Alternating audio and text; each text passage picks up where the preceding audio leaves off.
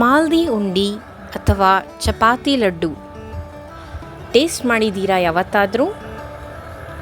So ಬನ್ನಿ, ನಾನು ತೋರಿಸ್ತೀನಿ ಇವತ್ತು ಮಾಲ್ದಿ ಉಂಡಿ ಹಾಗೆ ಚಪಾತಿ ಲಡ್ಡು ಅಂದರೆ ಏನು ಅಂತ.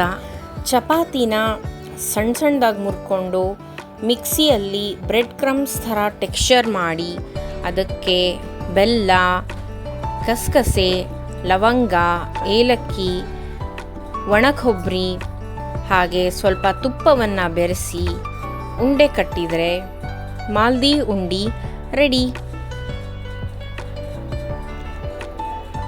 ಇದರಲ್ಲಿ ಯಾವುದೇ ಥರದ್ದು ಬೆಲ್ಲ ಪಾಕ, ಸಕ್ಕರೆ ಪಾಕ ಮಾಡೋದು ಬೇಕಾಗಲ್ಲ. ಈಸಿಯಾಗಿ ನಿಮಗೆ ಚಪಾತಿ ಉಳಿದಿದ್ರೆ ಅಥವಾ ಈ ಲಡ್ಡು ಮಾಡಬೇಕಾದ್ರೆ ನೀವು ಚಪಾತಿಯನ್ನು ಮಾಡಿಕೊಂಡು ಈ ಉಂಡೆನ ಕಟ್ಟಬೇಕು. ಈ ಉಂಡೆ ಟ್ರಾವೆಲ್ ಪರ್ಪಸ್ಗೆ ತುಂಬ ಹೆಲ್ಪ್ಫುಲ್ ಆಗುತ್ತೆ. ನಾವು ಚಿಕ್ಕವರಿದ್ದಾಗ ಅಮ್ಮ ಇದನ್ನು ಮಾಡಿಬಿಟ್ಟು ತುಂಬಾ ಪ್ಯಾಕ್ ಮಾಡಿಕೊಂಡು ಹೋಗ್ತಾ ಇದ್ವಿ. ಹಸುವು ಅಂತ ಬಾಕ್ಸಿಂದ ತೆಗೆದು ನಮಗೆ ಕೊಟ್ಬಿಡೋರು. ನಮಗೆ ಫುಲ್ ಖುಷಿ.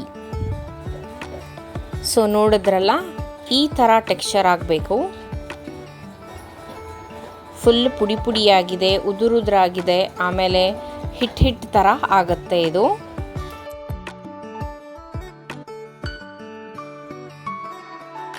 ಇಲ್ಲಿ ನೋಡಿ, ಲವಂಗ, ಕಸಕಸೆ, ಇಲ್ಲಿ ಅಮ್ಮ ಒಣ ಕೊಬ್ಬರಿನೂ ತುರಿದು ರೆಡಿ ಮಾಡ್ಕೋತಿದ್ದಾರೆ.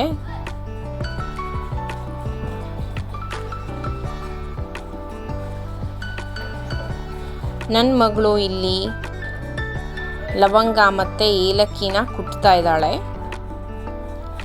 ಈ ಕುಟ್ಟೋ ಕುಠಾಣಿ ನನ್ನ ಮುತ್ತಜ್ಜಿ ಕಾಲದ್ದು. ಅವರು ಅದರಲ್ಲಿ ಅಡಿಕೆ ಎಲೆನ ಕುಟ್ಕೊಂಡು ತಿಂತಾಯಿದ್ರು.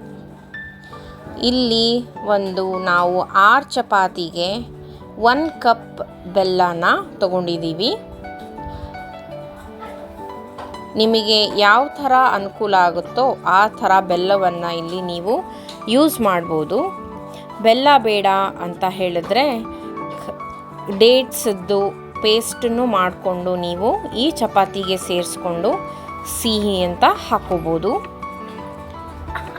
ಸ್ಕೂಲಿಂದ ಬಂದಮೇಲೆ ಸ್ಪೆಸಿಫಿಕ್ಕಾಗಿ ಡ್ರೈ ಫ್ರೂಟ್ ಲಡ್ಡುವಲ್ಲಿ ನೀವು ತಿನ್ನಿಸ್ತೀರಾ ಅಂದರೆ ಮಕ್ಕಳಿಗೆ ಡ್ರೈ ಫ್ರೂಟ್ ಕೂಡ ಹಾಕ್ಕೋಬೋದು.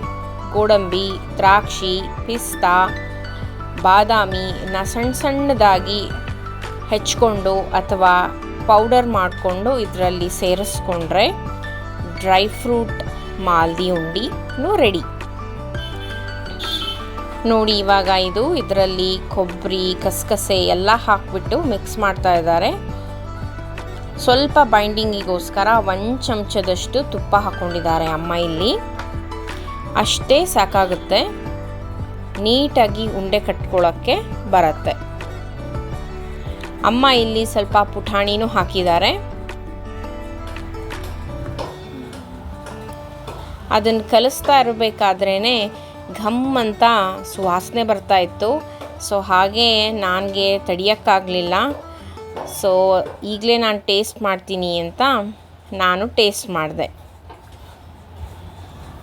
ಇವಾಗ ಅಮ್ಮ ಇಲ್ಲಿ ಉಂಡೆಯನ್ನು ಕಟ್ತಾ ಇದ್ದಾರೆ.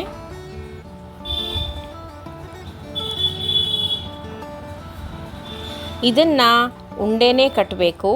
ಯಾವುದೇ ಥರದ್ದು ಬೇರೆ ಬರ್ಫಿ ಅಥವಾ ತಟ್ಟೆಗೆ ಹಾಕಿ ಮಾಡಲಿಕ್ಕೆ ಬರಲ್ಲ.